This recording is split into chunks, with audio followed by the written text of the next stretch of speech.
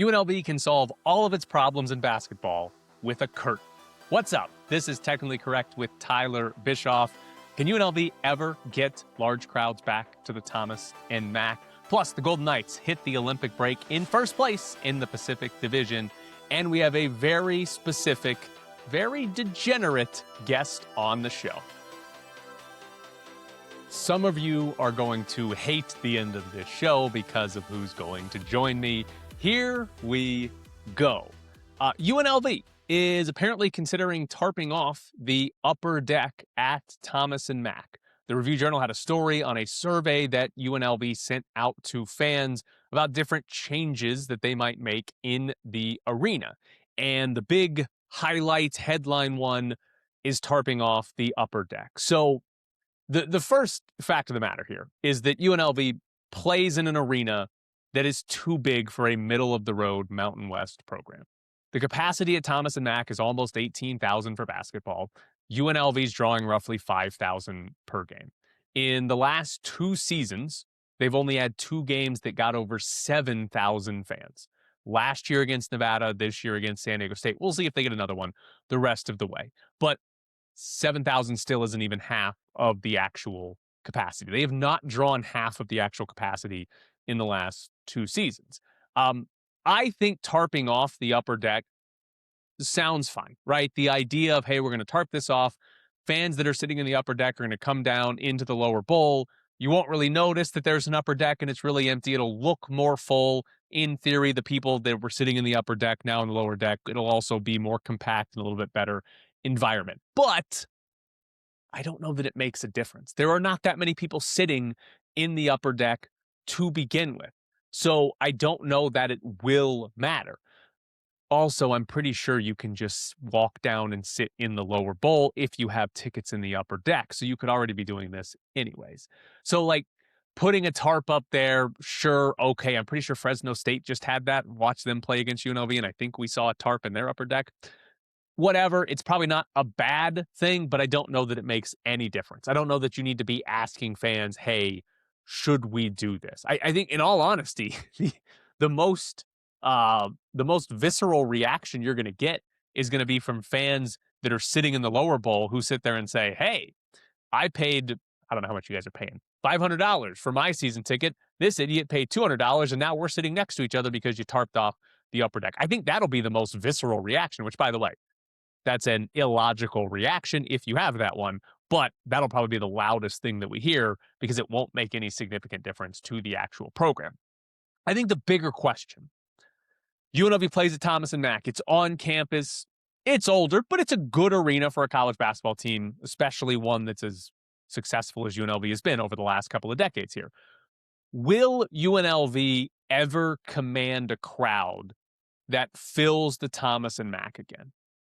Again, 18,000 fans. Are they going to command a crowd? Are there going to be games where 18,000 people want to show up and watch UNLV play basketball, right? And there's a couple of parts to this, right? UNLV's probably got to be top 25 in the country, right? Like UNLV's got to be better than just, hey, they could make the NCAA tournament. To get 18,000, you probably got to be, hey, this team is really good. Like this team could actually make a lot of noise in the NCAA tournament. Does UNLV get back there on a regular basis? Probably not, right? I don't think that's going to happen. One season or even just 1 month of one season, maybe. I think that's possible. But I don't know that UNLV is getting back there because on a regular basis, because how good do you have to be if you're going to be in the group of 5 or 6, or it's actually a lot more than that in college basketball? How big do you have to be in a mid-major or low-major conference to be consistently ranked? Obviously, Gonzaga is this shining example of bad conference, awesome program, and they're always ranked. But that's not reality, right? Like if the objective is, hey, we're going to be Gonzaga, you're not dealing in reality. So can UNLV get to a point where they're consistently ranked in the top 25? Probably not. The conference isn't going to be good enough. It just isn't a good enough conference to really produce that unless you're really special. So can they get to that level? I don't think so. Can they do it once, though? Can they do it in a season? Can they do it for a couple of weeks in a season? Probably. They should be able to, right? Like, there's no reason UNLV can't be ranked, right? They absolutely should be able to be ranked. But I would ask this. UNLV is ranked 17th in the country. It's early February. They're playing 10 and 12 Wyoming in the Mountain West. Are 17, 18,000 fans showing up for that? Because I don't know that they are. Because I think the other key here is you're going to have a big-time opponent against you as well. It's going to have to be, UNLV is ranked 17th in the country, and they're also playing another ranked team. I think that goes a long way, because if you paid attention, right, who are the teams that UNLV has had their biggest crowds against the last 2 years? Nevada and San Diego State, their biggest rival and the best program that they play. By the way, San Diego State's in a new conference next year. So it just seems unlikely they'll get there. And you play at the Thomas and Mack, that arena's not going anywhere. There's not really a better option to play. So you're going to be playing in the Thomas and Mack, even if it's too big for what this program actually is. I think it's not really a problem, but there's a little bit of a problem that the Thomas and Mack is too big. And sure, put a tarp up there, curtain it off, and it won't make a big difference, but go for it. A couple other things from this survey the UNLV is considering doing. Moving the band. They're behind one basket. They're going to put them behind the other basket because that's where the student section is. Also considering moving the benches so that the visitors' bench is on the opposite side, and that way it's by the student section. None of that matters because there is no student section.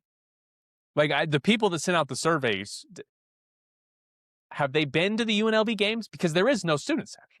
There's a handful of students that sit where the student section is, and that's it, right? There's not students standing and cheering and taunting the other team that's going to make a difference if they're by the band or by the opposing team's bench. Like, none of that matters.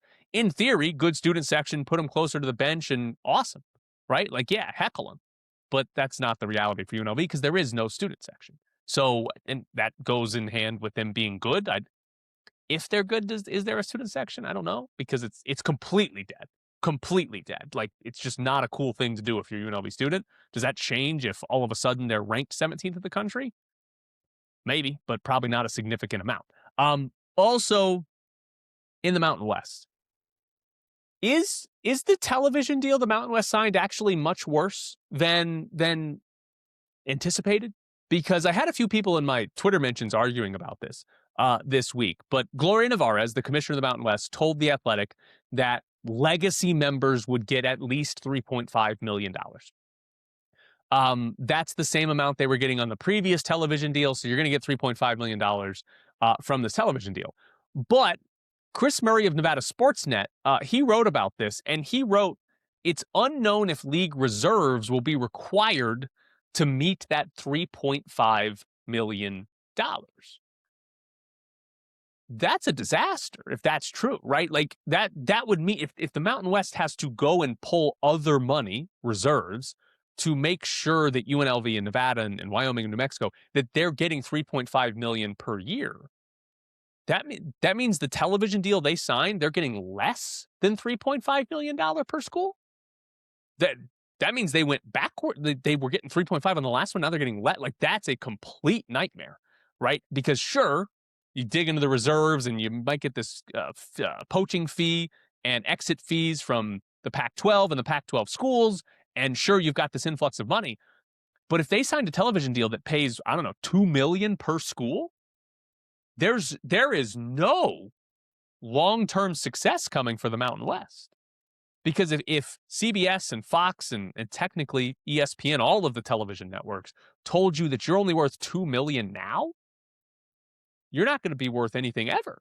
Where's the upside in the future to getting more money from television networks? I don't know that it exists. And so if you only got like $2 million now, sure, you might get this Pac-12 money, but once that runs out, how are you surviving or thriving as a conference? I don't know that that's possible. So again, we don't know if that's true. Like Chris Murray wrote, we don't know if they had to go into the reserves to make that $3.5 million number work. But if that's the case, that's a pretty bad sign for what happens. I also wanted to read this quote.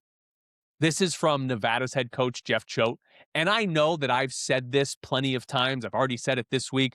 I know it's not a hot take or a new take or anything you haven't heard before, but I think it's really important to keep saying it to drive home how stupid this entire scenario is. Because Jeff Choate was apparently asked about the television deals of the Mountain West and the Pac-12, and he said, when you look at what the Pac-12 got and what the Mountain West got, it seems like it was a net loss for both organizations. It would have been really good if we could have found a way to make that work for everybody. That's what my initial thought was on it. It's like, this seems ridiculous that we're doing this when together the power of our brands would have capitalized a lot more opportunity for everybody moving forward from a TV revenue standpoint. Yes, it is absolutely insane that there are two bad conferences on the West Coast that could just be one good conference, not a power conference, but a good conference.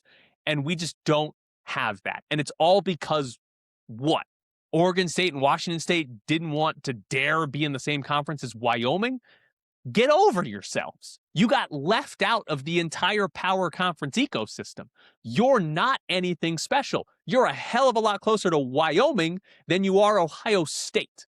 And they couldn't accept that. And so now we have two conferences. They're going to be quibbling over like $10 million total dollars worth of television revenue money.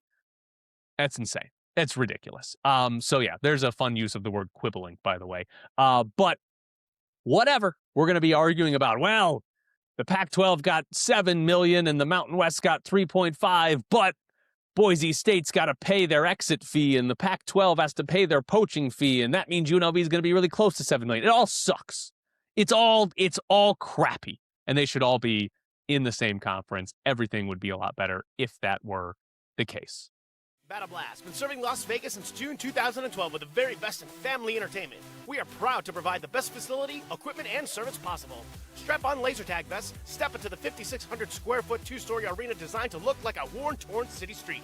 An exciting atmosphere filled with exhilarating music, blacklight effects, and fog. Battle Blast also features a viewing deck for those not playing can watch players vest up and catch a view of the action going on in the arena. In between games, check out our arcade and prize center and enjoy tasty treats from our snack bar. Birthday parties, sports teams, group outings, and corporate events. Battle Blast does it all. We want to make your Battle Blast experience so good you'll want to return again and again. Battle Blast is the ultimate destination for family fun and friendly competition.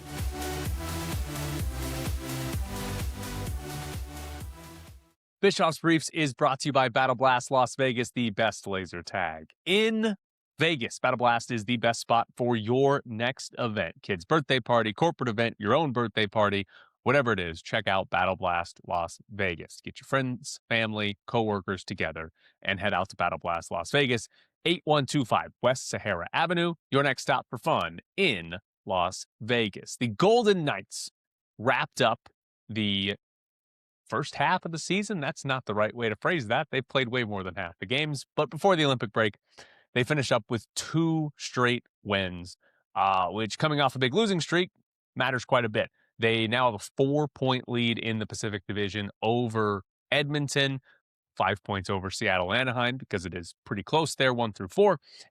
And it's a pretty big lead now, 8 over LA. LA is the first team out of the playoffs. So any sort of worry about them missing the playoffs, that's the gap right now between the Golden Knights and missing the postseason. So they're in great shape to make the playoffs. Where they end up in the sort of divisional standings, 1, 2, or 3, I still think they'll be fine and get the number 1 overall seed in the Pacific, but there is a little bit of a question there, but a decent lead here going into the Olympic break. Last night's game against LA, fascinating in that it was a flip of what we've seen from this team, where they dominated early and they get out to a 4-0 lead, and the game is basically over at that point. They did a good job of holding on to it throughout the rest of the game there. The penalty kill was great, 5 for 5 in that game. So the Golden Knights scored early, and it's not something that they usually do. They're usually not scoring very much in the first period, but they did in this game, and it changed basically the entire way the game was played. Like, from a fan's perspective, just how much more casual was that game compared to what they've been doing for most of the season, but especially lately, where it's fall behind, score some goals. They're back in it. They need a late goal to try to tie in for its overtime. That's been so many games since the calendar changed to 2026. And yesterday was pretty comfortable, pretty nice, pretty easy to just sort of coast into a 4-1 win. I guess there were a few penalty kills there, but other than that, it wasn't too bad. Couple of interesting things from that game. First off, on the face-offs that I've been talking so much about, Tomas Hertl did not get used in a heavy defensive zone face-off role. In fact, through 2 periods, he had not taken a single defensive zone face-off. So Cassidy was giving them more offensive zone face-offs. Granted, there weren't that many face-offs in this game. Remember, 2 nights ago, there were 26 defensive zone face-offs for the Golden Knights. Last night, I believe they were under 20 as an entire team. I think the actual number came out to like 17 or 18. So fewer. Eichel still took the most. He took 8 defensive zone faceoffs, but Uchaz, Hertl, and Marner were all between 3 and 5. So they all took about the same amount. So Cassidy didn't really lean on Hertl to go out and be the, hey, we need you to take all the defensive zone faceoffs type of role that we've been talking about. Now, their overall numbers with Hertl on the ice, they didn't score with Hertl on the ice, but the chances and everything like that were actually pretty good.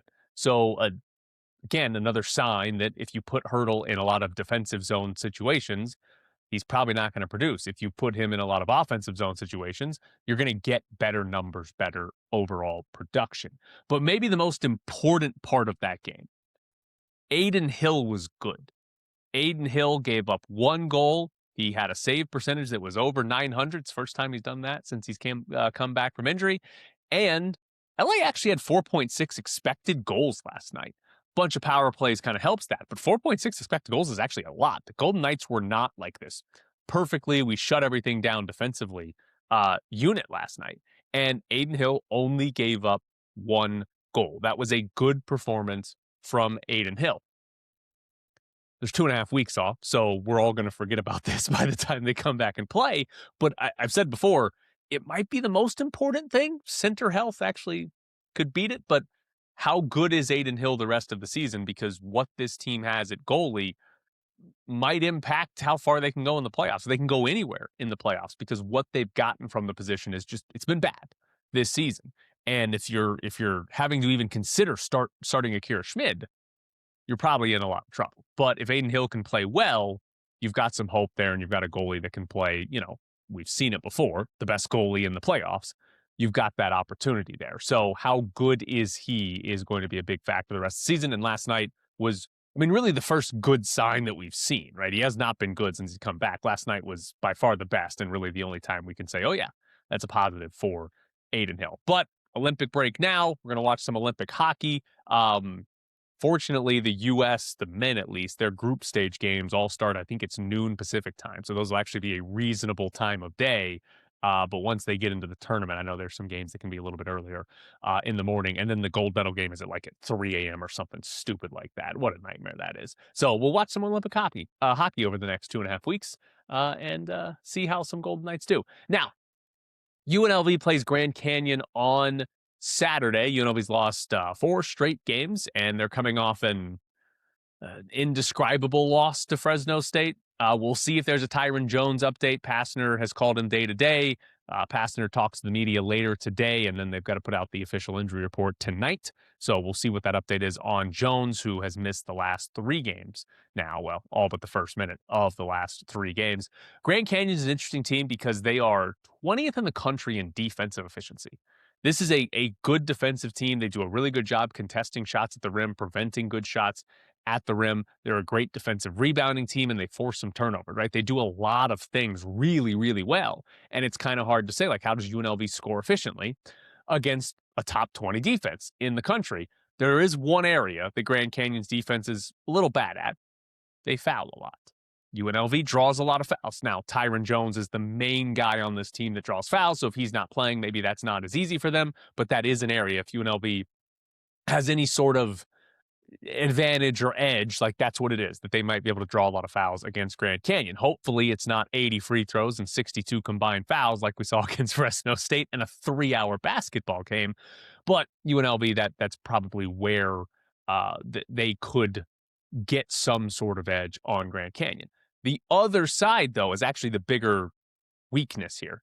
Grand Canyon is only 154th in offensive efficiency, which is worse than UNLV's offensive efficiency this season, and they can't hit threes. They're shooting 30.6% as a team. That's 2 percentage points below UNLV, who we've talked about. Horrendous three-point shooting team in the non-conference, has been better in conference play. But Grand Canyon, the two guys that have taken the most threes on their team are shooting 31 and 24%.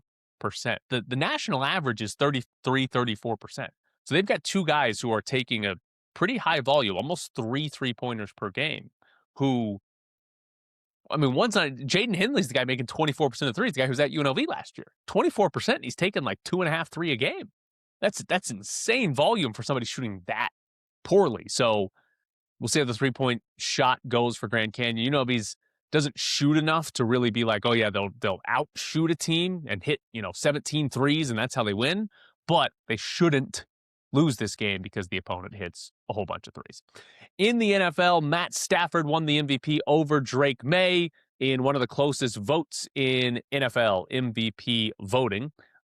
Couple of things on the voting here. I do find it funny when people get upset about an MVP race as close as this, because like Drake May and Matt Stafford, either one winning, it's not like some crime against the MVP or some crime against the season, right? They both had good years, and it's really just like, do you think strength of schedule matters?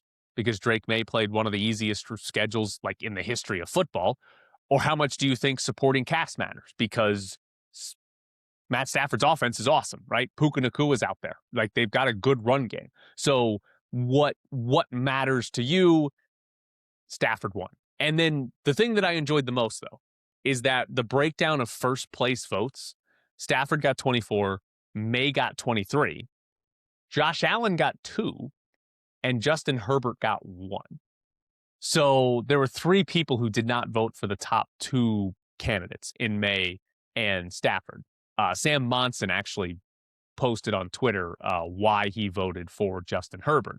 But here's what, I mean, I understand why, but here's what's stupid with sports fans and probably some sports media too. When there are awards in sports that have a whole bunch of voters, right? Like this is 50-something voters, or 50 even. The Heisman Trophy is like hundreds of people vote on it and all that, right? Like when you have these awards and there's a whole bunch of voters, the whole point of having a lot of voters is to have diverse opinions on who should win the award. And so we should not have very many awards that are unanimous or don't have sort of outlier. That's the whole point. You have all these voters so that there are outlier votes, that you have different opinions, so that the MVP is truly, we polled a bunch of people who think a bunch of different things, and this is who got the most votes, right? We shouldn't want our awards to just be voted on by, we have 50 people and they all think the exact same way. That's not how it should be. That's not the point of having all these different people vote on it. Otherwise, just pick one person to choose it every single year. That's it. Just pick one guy. Say, all right, Drake May wins it this year, right? But that's not how we do this. It's great that we have awards where it's 50 voters and one of those voters can vote for Justin Herbert. That's a good thing. That's what's supposed to happen. That's not a problem overall. So don't be mad that somebody voted for Justin Herbert. It is perfectly fine that somebody voted for Justin Herbert. In college football, this is a tough number. The SEC paid schools $72.4 million on average this year. That is a tweet from Ross Dellinger. That includes payouts from bowl games and college football playoff participation, which makes some teams get a little bit more money than other teams. It also doesn't include Texas and Oklahoma because they're getting a lower share for right now. After a few years, they'll get a full share in the SEC. But $72.4 million. And UNLV is getting 3.5. Yeah, that's not good. Also not good for Group of 5 programs or Mountain West programs. UTEP, who's going to join the Mountain West next year, their football coach is giving 10% of his salary to help pay players. Scotty Walden is the head coach at UTEP.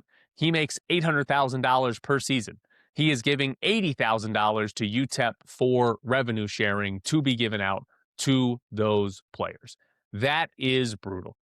The UTEP head coach makes less money than all the Power 5 head coaches, and it's not even close for a lot of them. The UTEP players make significantly less than all of these Power 5 players, and they've got to go, well, our coach is going to give 10% to get us $80,000. $80,000 wouldn't even get us a single starter at a Power 5 level, but we can split that up, and, everybody on our team can get like $1,000. God, what a nightmare. I mean, just those two stories back to back. $72.4 million distributed to SEC schools.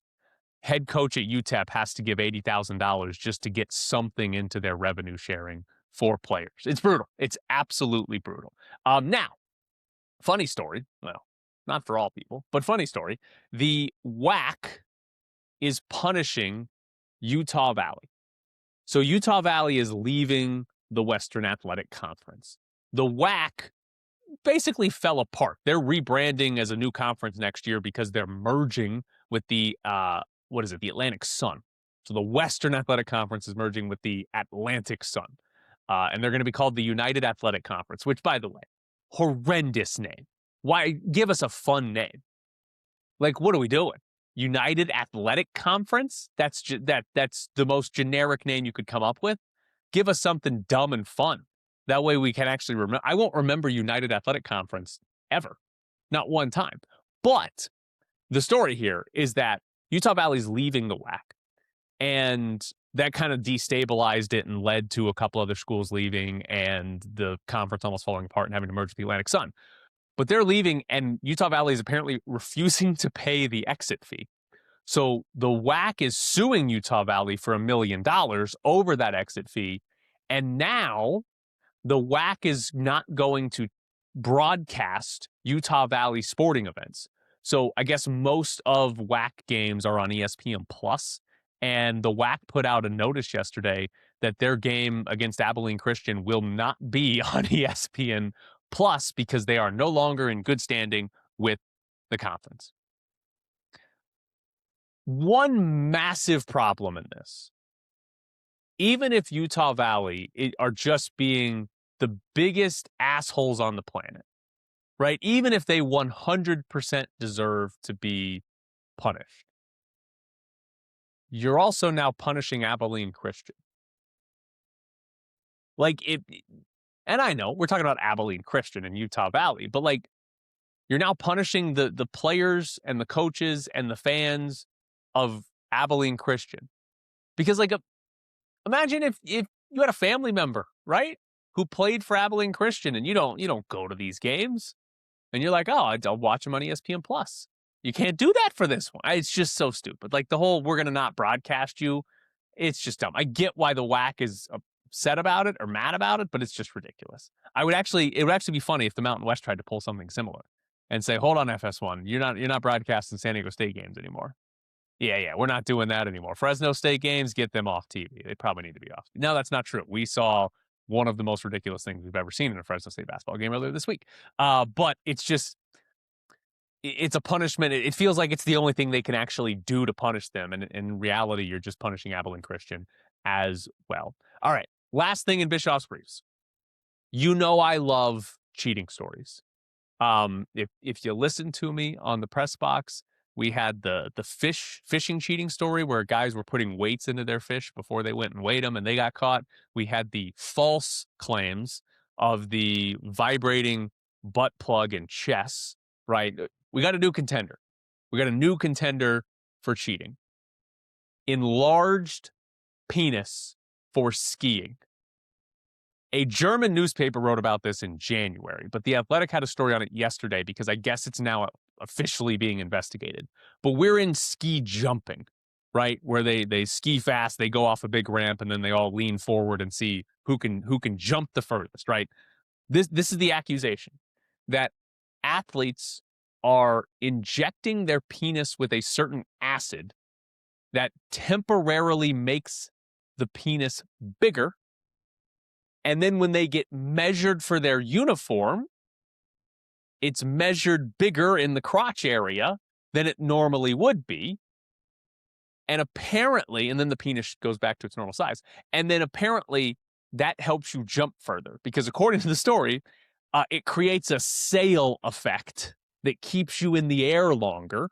There was actually a study done by the scientific journal Frontiers that says that a 2-centimeter change in the suit creates an extra 5.8 meters in length on the jump. So getting 2 extra centimeters on your crotch can lead to you jumping 5 meters further, which is probably a really big deal in that sport. Incredible cheating. I am in awe at the creativity.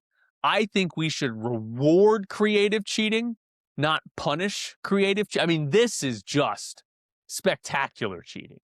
I mean, who, and by the way, are you doing that? Somebody comes to you and says, hey, you can jump 5 meters further, but we're gonna inject an acid into your penis. We got the needle right here. That's where it's going. Are you doing that? That sounds terrible, but it's the Olympics, and it might be the difference between you getting to the Olympics and not getting to the Olympics. I think that might be worth it. If it's the difference between me getting a medal and not getting a medal, I think that might be worth it. Now, if I was like 7th best in the world and the difference between me and the bronze medal was like 15 meters, I'd be like, it's not worth it. But if I was 4th best in the world, I was like, all right, he's only jumping like 1 meter further than me. Let's go. Give me the acid. I mean, fantastic cheating. This is one of my favorite cheating stories of all time. Like the weights in the fish, whatever. I mean, you're just putting weights in fish. It's not all that creative. They just didn't get caught for a while. This one, this is great. So I am on board if this is true. I think we should let them compete with their enlarged suits. Yeah, why not? Sounds like a lot of fun. Bischoff's Briefs is brought to you by Battle Blast Las Vegas. Can you cheat at laser tag? I don't know, but it's the best laser tag in Las Vegas. Host your next birthday party at Battle Blast. Book the party package, and you'll get a private party room, dedicated party host, pizza, soda, arcade tokens, and obviously laser tag. It's Battle Blast Las Vegas, located at 8125 West Sahara Avenue. Your next stop for fun in Vegas. It is everybody's favorite person. It's Danny, and we're all going to pretend like we don't know how to pronounce his last name. It could be Smith, could be Smythe. Nobody actually knows. If you listen to me on the radio, you probably heard Danny yelling in the background about God knows what. Danny's here, and Danny's here for one very specific reason, and that is to tell us about prop bets for the Super Bowl. Hi, Danny. Hey, how's it going, man? Great. For anybody who doesn't know, during the Super Bowl, I don't bet like Degenerate Danny over here, but I do like to be Degenerate Danny during the Super Bowl. I usually take like $200 or $300 and go bet on just prop bets. This is what Danny does every day of his life. And when before I asked him to come on, I asked him about betting on the Super Bowl, and his response was along the lines of, the game needs to hurry up and get here, or else I'm going to keep betting on things, which is exactly what I wanted to hear. So Danny, here's how I want to do this. I have like 16 or 17 different bets. Some of them are kind of grouped together and like similar, but I want to go through and like we'll do sort of one at a time, and I'll tell you why I want to bet on it, and you tell me why things that you bet on that you're doing. So I'll give you the first one here, and these are 3 that are grouped together. I like to pretend to be smart and like look up some sort of numbers to make it sound like I'm smart and make me feel better about betting on things.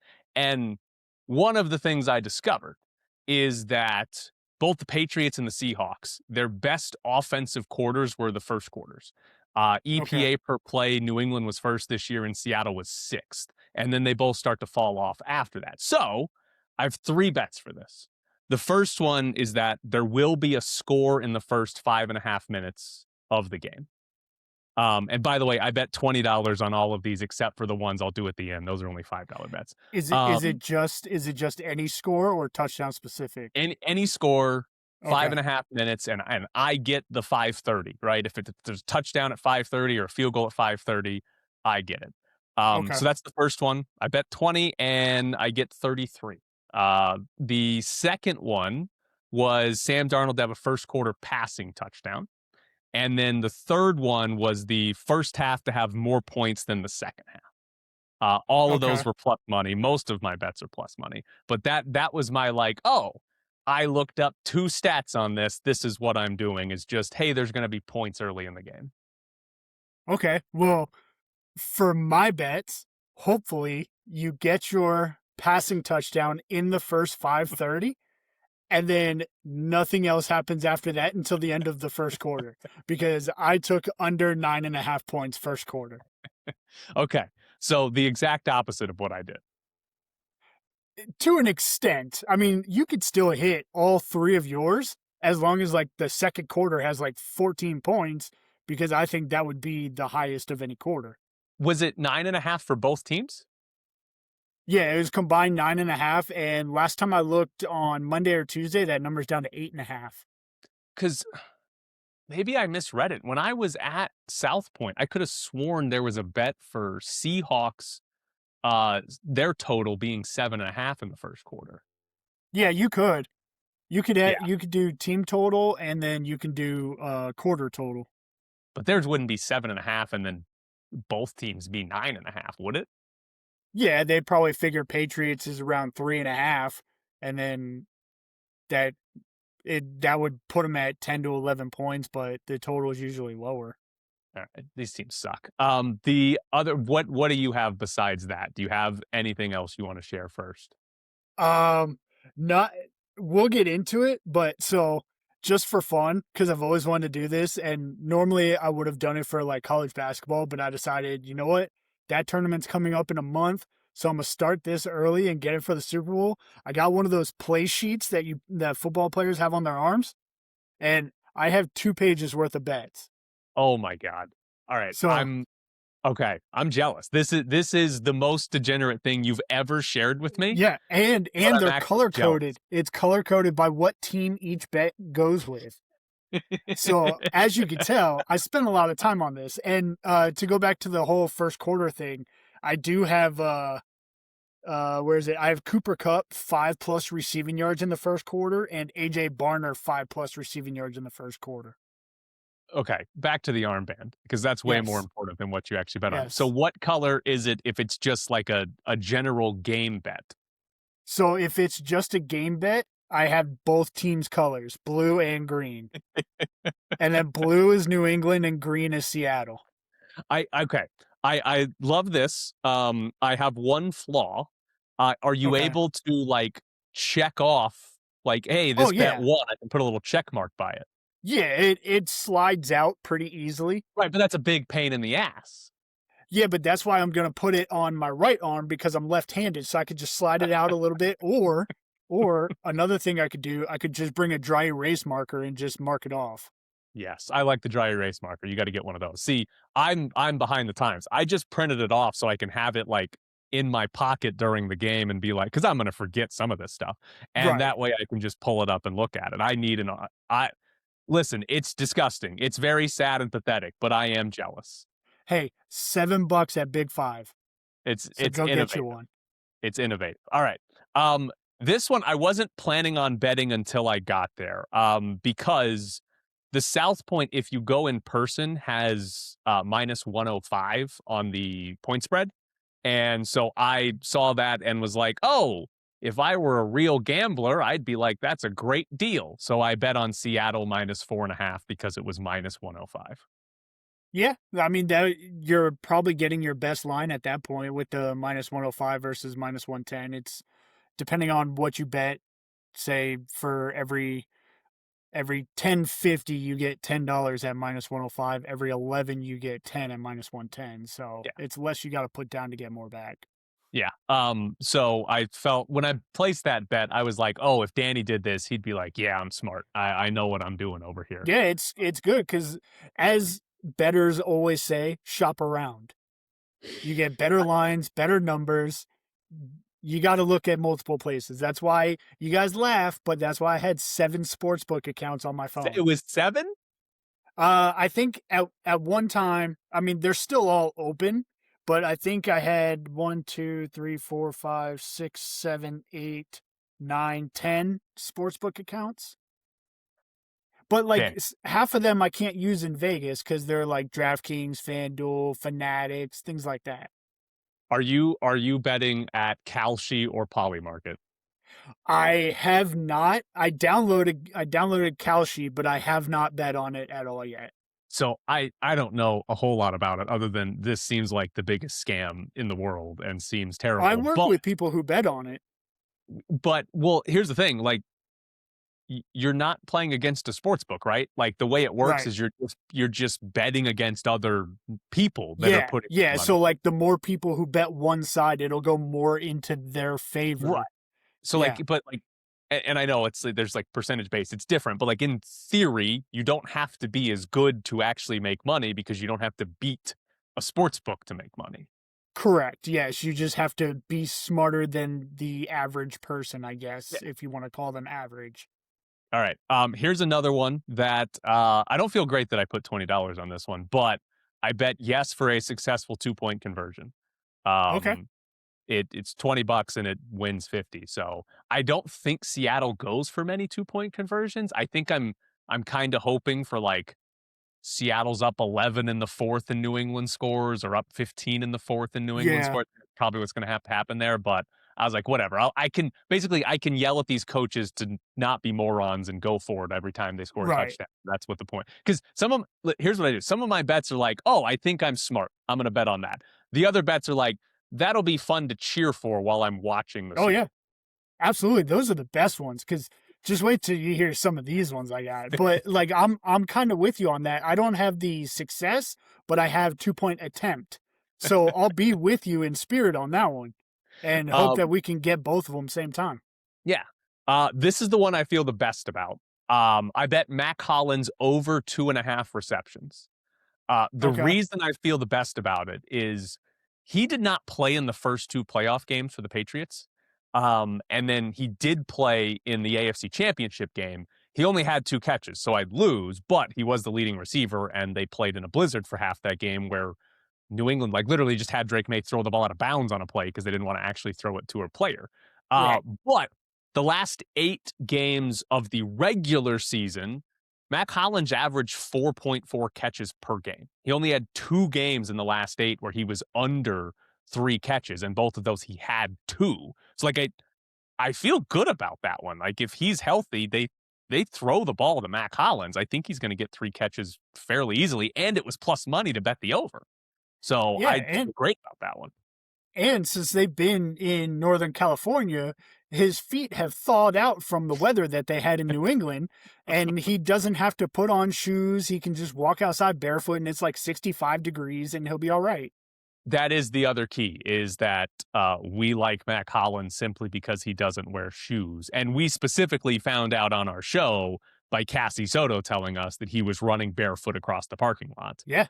Was And like, I'm gonna say there's a lot of people who I think secretly listen to our show, and like big name people, like national people, because after we talked about that with Cassie, that story blew up. I think it blew up when he was in Atlanta. So we're it taking credit for that story. it did get a lot of traction when he went to Atlanta. It became a thing in Atlanta, and I assume in New England it has too. Oh Um, yeah, absolutely. They show him every day. They're gonna show him on Sunday walking into the stadium with no shoes. yeah. This one is so okay. I think Drake May is going to run a lot in this Yep. game. And his rushing total is like 36 or 37.5, something like that. And I was going to bet that, but I thought this would be more fun. Uh, Rush yards, I took Drake May minus 30.5 against Sam Darnold. Okay. Darnold does not run at all. Like his rushing total is like 6 or 5, something like that in Yeah. that neighborhood. So he doesn't run at all. But the reason I did that is because anytime Sam Darnold takes off, I will just get to yell like, "Hey, kill him! Like, take him down!" Yeah, now." absolutely. So that one I was like, "All right, I might lose this one because of that." Like, if Darnold breaks off a 15-yard run, I'm gonna be so pissed. But that seems like a lot of fun to cheer for that one. And I'm kind of, I wouldn't say I'm with you, but like I have Sam Darnold rush attempts. So, and I have over 2.5. So if he could just do a couple kneel downs, he'll lose yards, and then you're good to go. Oh, if I win that on a Seahawks kneel down in the fourth quarter, oh, I'll be so pumped. Have you ever heard John Von Tobel's story of the Patrick Mahomes rush yards No, from the first San Francisco Super Bowl? no, I have not. Are you going to be able to tell this So story well? yes. Okay. So John had over Patrick Mahomes rush yards in that Super Bowl against San Francisco, and I think he was like 25 or 30 yards over, some crazy number. And on the final drive, Mahomes had to kill more time than there would have been to just kneel out. So he scrambled and he lost like 25 yards scrambling. And John lost the bet on 1 yard. It was insane. And So then the yeah, world shut down. I will be cheering for Sam Darnold to do that. Now, if Drake May does it, I'm furious. I'll be, yeah, I won't bet again next year. It'll be a nightmare. All right, the next three, I grouped these together because they're all Ken Walker bets. I didn't parlay them; they're just individual, but they're grouping together for the sake of the show. If you don't know, I have had Ken Walker for his entire career in a. I hate that. I cannot stand it. Made that back this year. Starting hurt now, giving Ken Walker up, 5-5. Right. Done that the whole season. So I just Ken Walker touchdown, Ken Walker over 74.5 rushing yards, Ken Walker over 21.5 receiving yards. He's my favorite player in the Super Bowl. I just want to be cheering every time he does something. I will say we're kind of against each other in the yards. I don't have them with touchdowns or receptions or anything, but rush yards. I took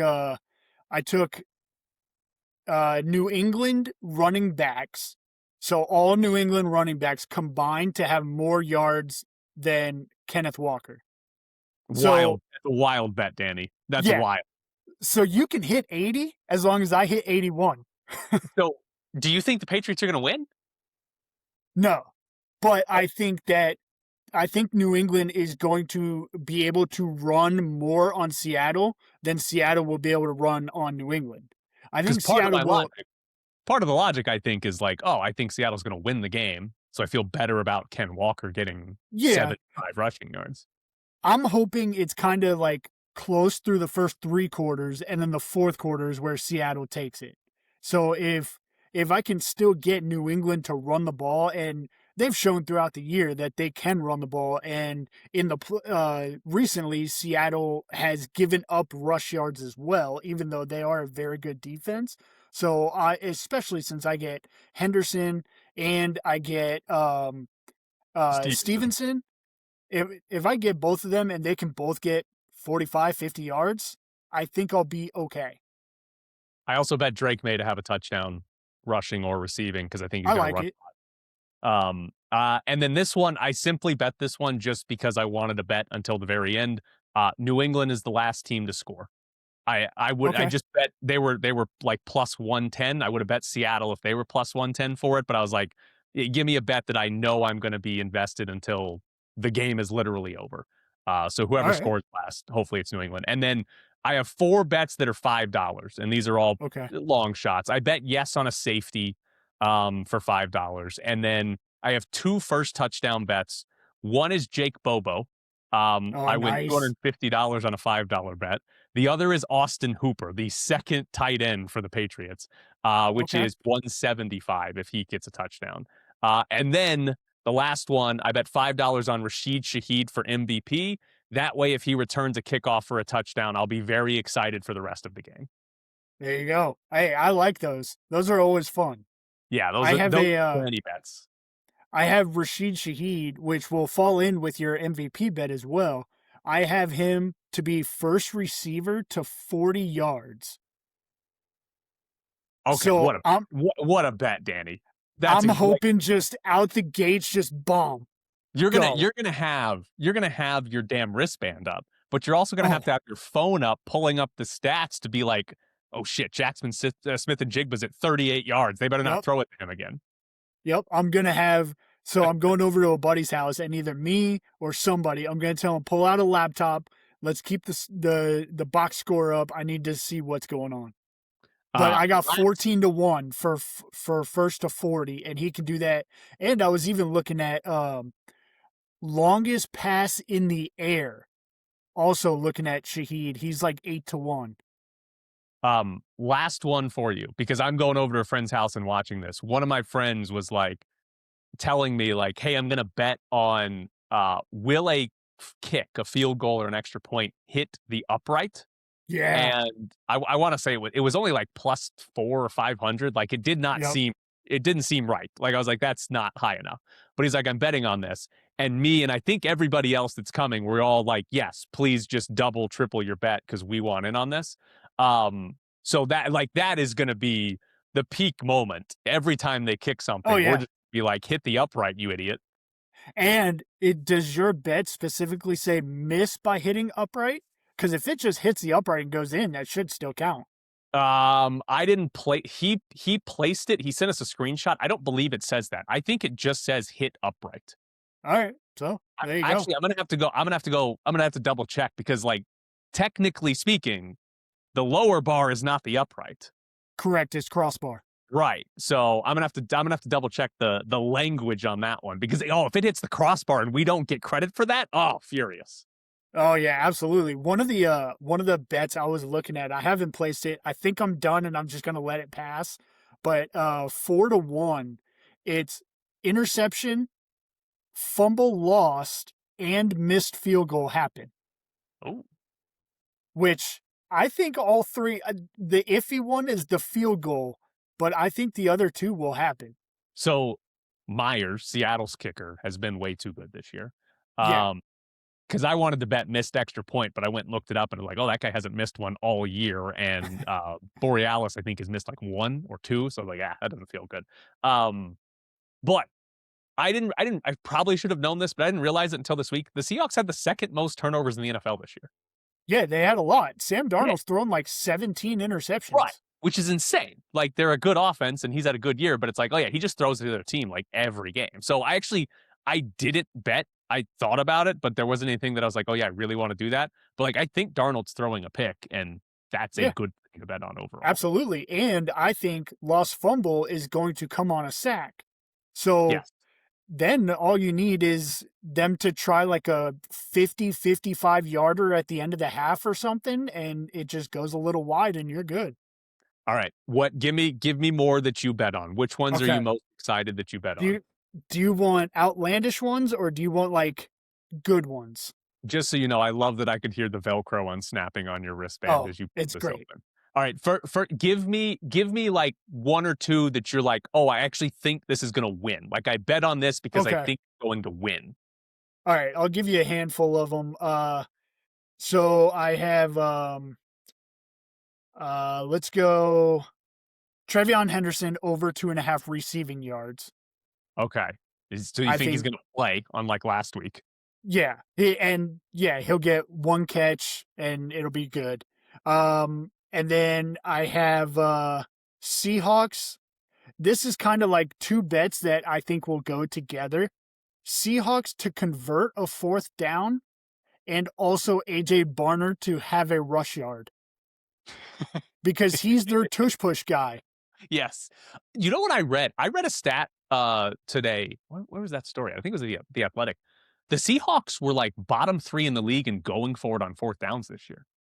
That they kick more than like everybody else in the league. I was like, oh, really? Like, they're just that much better than people. They're not even going for it on 4th downs. Well, I was looking it up shortly before I joined, and AJ Barner has 11 rush attempts this year, and 4 of them have come on 4th down.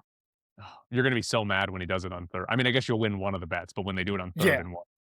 Yeah. So I like those. And then I was thinking it's probably going to be a slow start to the game just because of jitters and all that. I bet each team their first drive ends in a punt.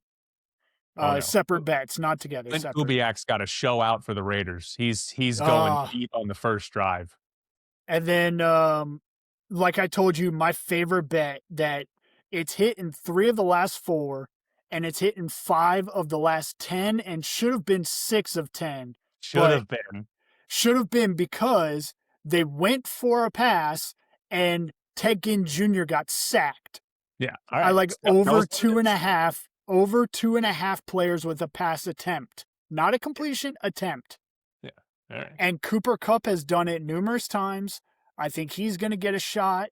I think somebody on the Patriots is going to get a shot because they've done it numerous times in the Super Bowl. And you got Mike Vrabel, who, I mean, when he played, he caught multiple touchdowns. So you know he's going to be into some trickery. You might have bet on this, but South Point didn't have it, but I saw other places having like, will a lineman or defensive player catch a touchdown pass for the Yep. Patriots? Did you bet on that one? So I got those. Not Patriot specific, but I do have linemen to catch a pass at 20-1. And I have any player 300 pounds or more to score a touchdown. We want to fix 6. Let's go. That one is 30-1. And so I looked it up. Every offensive lineman and every defensive lineman for both teams weigh over 300 pounds, except for one guy. He's 299. So I need him to eat a big meal. Eat a big meal. Well, I don't think they're weighing them before the Super Bowl for your bet. We need live weigh-ins. I need exact numbers. Who like what's the official weight? Is it like what's it listed on the NFL website? I think it's what they're listed at. Yeah. Okay. And according to ESPN, the lightest weighted guy, I think it was like one of the second or third string linemen for the Patriots. He's 298.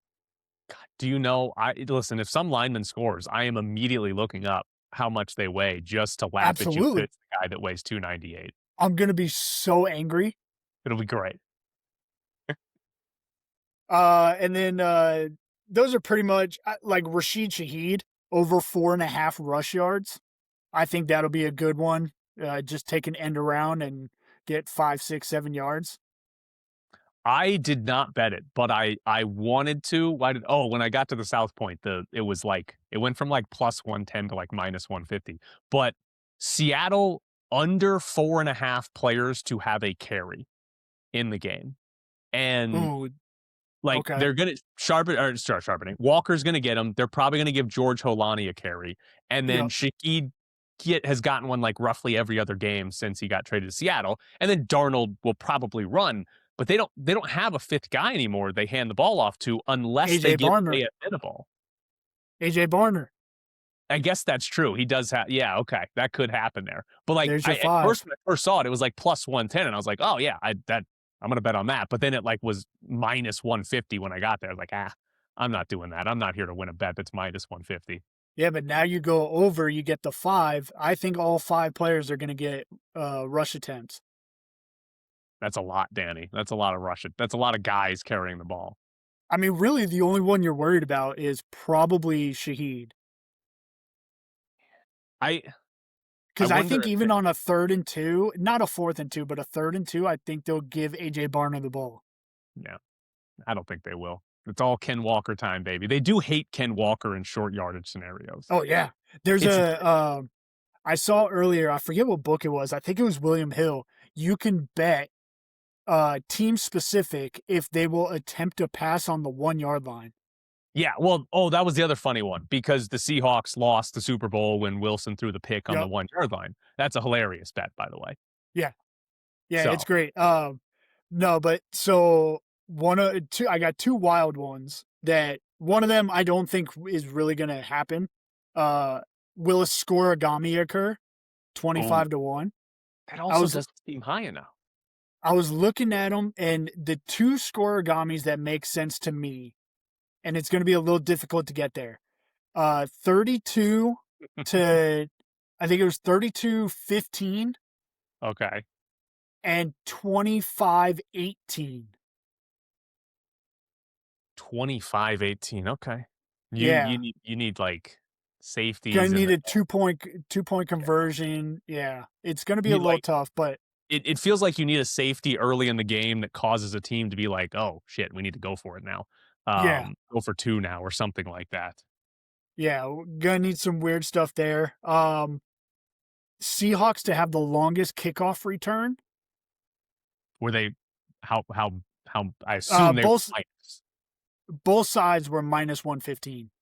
Oh, okay. All right. So it's even. Oh, Yeah. okay. That actually And seems pretty then good. right. And then Seahawks to have a punt return over 17 and a half yards. Shahid, this fits in with your MVP. He's got to get good ones. Does he return the punts too? Yeah.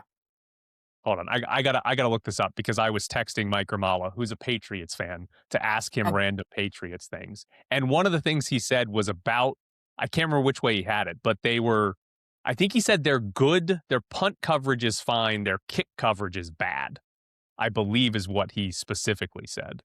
I can't find his text, but yeah, I was texting him about random Patriots things before I made some bets. Okay. There's also a chance I might be wrong. I don't know, but hopefully Danny, he does. always, you're wrong. Yeah, I know. It's great. But no, yeah, he does return. He's got 13 punt returns for 210 yards and a touchdown. I found it hilarious. The Rams, whoever their return man was, fumbles, and then the next time they're like, "All right, Kyron Williams, our starting running back, get the hell out, catch this punt, so it's not fumble." It was great. And then I have JSN for MVP plus 580. I think if he has a big game, I don't think they're going to award Sam Darnold for it unless Darnold goes out and throws 350 and 4 touchdowns. Yeah. I wanted to bet JSN stuff, but like his receiving yard, it was like 96 and a half or something. And I was like, it seems so easy for him to not have 96 yards. I was like, I don't feel great betting that one. And especially if I think Seattle's going to win and they don't really throw a lot in the second half of the, I don't know. I wanted to bet JSN stuff because he's awesome, but I was like, there's just nothing that I really loved. And I don't really like making MVP bets unless it's like, I'm going to bet $5 on the stupid kick returner to win MVP. Yeah. Yeah, that's good. Like, yeah, the quarterbacks win most of them. And then otherwise you're just hoping the voters give it to the receiver when, like, if a receiver has a chance to win it, it probably means the quarterback did have a good game. Yeah. And the last time we saw a receiver win, it was Cooper Kupp. Yeah. So it's been recent. So we'll see what JSN can do. And then my last wild one, it's actually, I don't even think I put it in here. I might have to reprint. Oh, wait, no, there it is. I found it. We're good. Don't worry, guys. Any team to throw an interception in the final minute of the fourth quarter. Oh, that's a fun one. I like that. So I kind of need it to be like a 10 to 11 point game. And then one of the teams, whoever's trailing, throws just a terrible pass. And that's plus 1150. I like that. That's a good one. Yeah, you're locked in until the final minute. Just like, that's good. I like that one. All right, show us the wristband one more time. Yeah.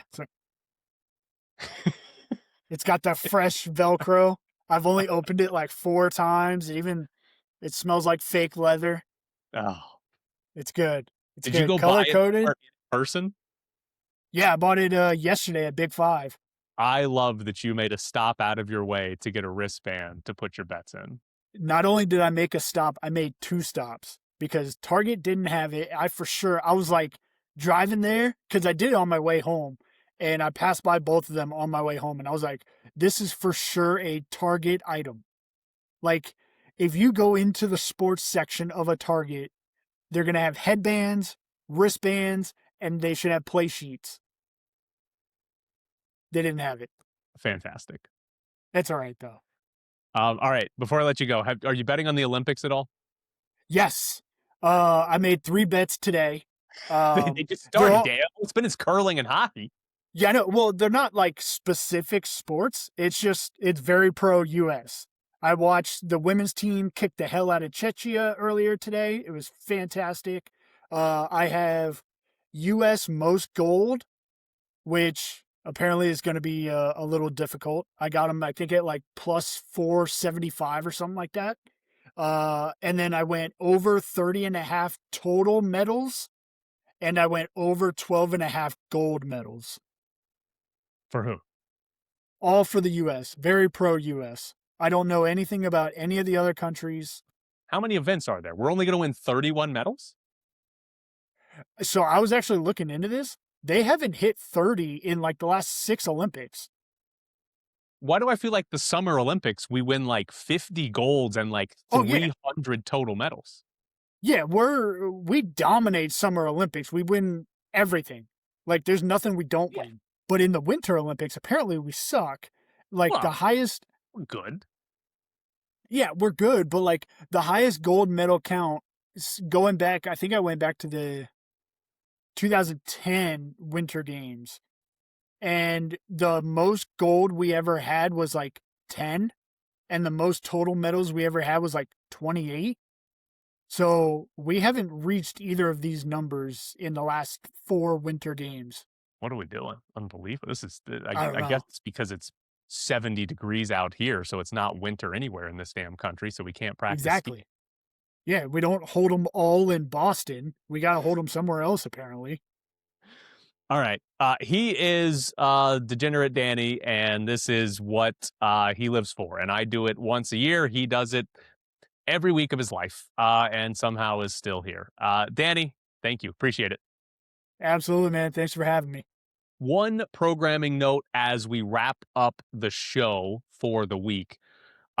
I intend to be drinking a lot and yelling about my prop bets during the Super Bowl. So my plan is to record Monday's show before the Super Bowl. It's a local show. We don't have to talk about the Super Bowl, even though Clint Kubiak's going to be the coach of the Raiders and he's coaching in that game as the OC of the Seahawks. But that's my plan. So if Monday's show seems a little odd, that might be why. I guess if something truly important happens, you'll get an interesting Tyler's kind of drunk show talking about Clint Kubiak doing something. But that's my plan for Monday's show. I thought about not doing a show, but I was like, hey, there's a whole weekend that I can record stuff. So that'll be the plan for Monday. So if you tune in being like, why is Tyler acting like the Super Bowl never happened?